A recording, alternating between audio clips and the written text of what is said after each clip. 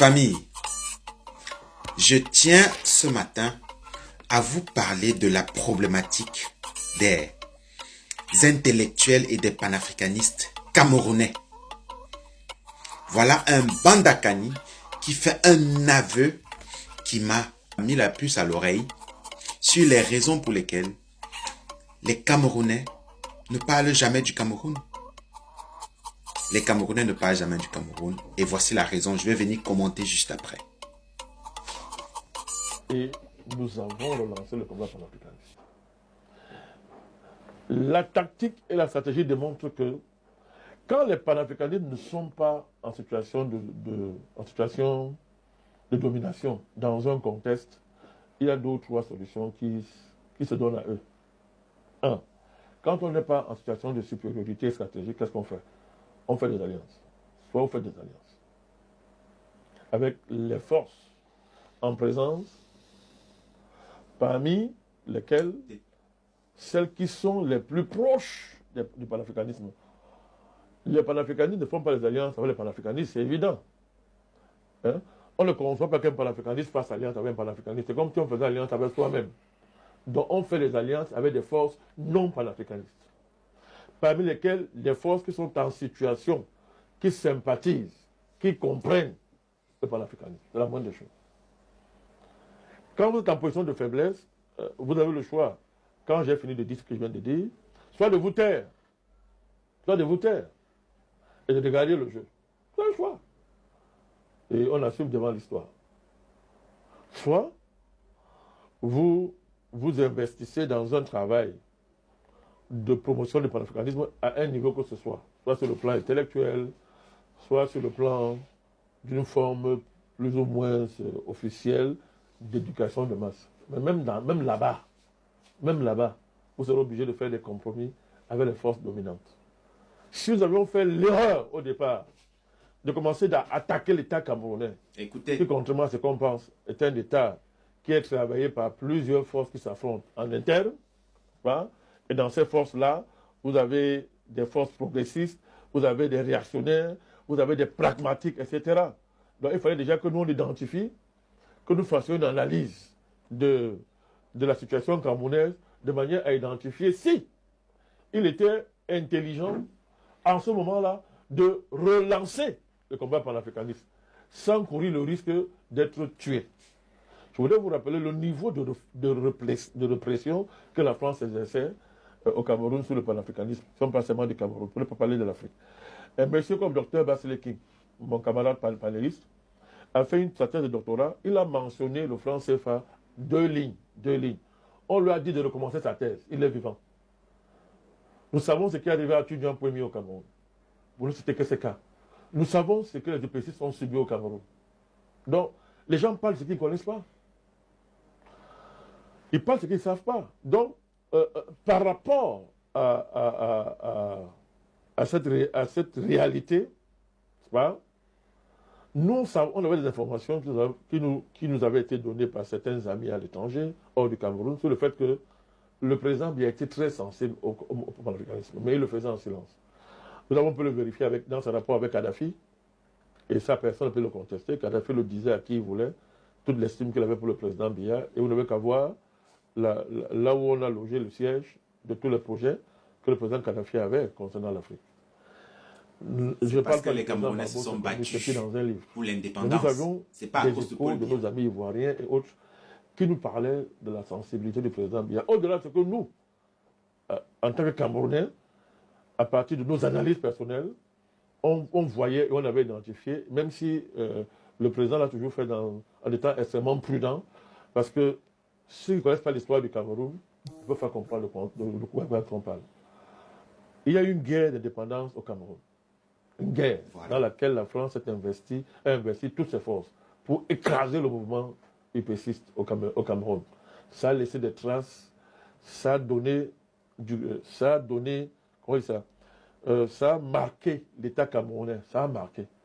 Donc l'État camerounais, est le fruit d'un choc historique entre, d'un côté, le mouvement nationaliste puissant, l'un des plus puissants que l'Afrique ait jamais généré, et d'un côté, le mouvement réactionnaire dominé par la France, consistant à effacer ce mouvement.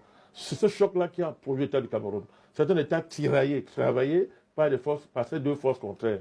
Il y a des moments où les patriotes sont en situation de faiblesse et il y a des moments où les patriotes peuvent revenir en situation de force. Pendant très longtemps, avant les événements de Côte d'Ivoire et de Libye, les patriotes étaient en position de faiblesse au sein de l'État camerounais. Ça, c'est une analyse en profondeur que nous sommes en train de faire là. Hein. Ils étaient en position de faiblesse au niveau de l'État camerounais. Il a fallu un ensemble d'événements au Cameroun pour qu'ils commencent à avoir un équilibre extrêmement précaire entre les forces progressistes et les forces réactionnaires qui s'affrontent au cœur de l'État du Cameroun. C'est à ce moment-là que nous avons décidé de relancer le combat panafricaniste. L'homme qui vous parle a bientôt près de 35 ans de combat politique au plus haut niveau. Bon, on devrait nous considérer comme une certaine expérience. Donc on ne se lève pas un matin pour faire ce que nous avons fait. Nous avons relancé le combat panafricaniste. Et très tôt quand nous avons relancé ce combat-là, des forces au Cameroun ont voulu tuer le mouvement dans l'œuf. Mais il fallait le protéger. Et ce n'est pas sur les médias qu'on protège un pareil mouvement. C'est très facile de critiquer les gens à partir d'une position de luxe où on ne court aucun risque. Hein. Mais quand vous gérez un mouvement comme celui-là, dans un contexte comme le Cameroun, il faut le protéger. Tout est dit, hein. Il faut le protéger. Sinon, on tuait ça dans l'œuf. Et nous avons rapidement observé que l'État camerounais était traversé par deux courants. Il y avait ceux qui voulaient qu'on tue ce mouvement dans l'œuf. Et la France a tout fait. Laurent Fabius, à l'époque, avait tout fait. Toutes des pressions terribles ont été exercées sur le président Biya. 6 mois après le lancement d'Afrique Média, des pressions terribles ont été exercées sur le président Biya. Il n'a pas fait. On est au fait. Je voudrais encore rappeler ici aux gens que lorsqu'on a fermé Afrique Média au Cameroun, à un moment donné, nous sommes témoins de ce que le président Biya fait pour qu'on ouvre cette chaîne-là. Lui, j'écrirai mes mémoires, peut-être je parlerai de ces choses. Pour l'instant, ce combat n'est pas fini. Nous avons vu ces choses-là. Bien, famille, vous avez vous-même entendu l'aveu de Bandakani, qui est président d'un parti politique d'opposition, qui pour moi fait partie des opposants de l'opposition, parce que nous avons tous remarqué depuis 2018 qu'il y a un seul vrai parti d'opposition au Cameroun, qu'on appelle le MRC, d'ailleurs dont je suis moi-même devenu sympathisant à partir de 2019. Donc les Camerounais, les intellectuels camerounais de surcroît panafricanistes tels que les Bandakani, les Nathalie Yamb, même Franklin Nyamsi, parfois il lance des pics, mais il ne va pas au fond. Bon, disons, lui quand même, accordons-lui le bénéfice du doute. Mais tous ces panafricanistes-là encensent le régime dictatorial. Ce régime qui, depuis les années 80, et d'ailleurs, rappelons que le président actuel du Cameroun est aux affaires depuis 1961, pendant qu'il y avait un génocide qui se perpétrait au Cameroun. Donc il est aussi comptable de ce génocide-là.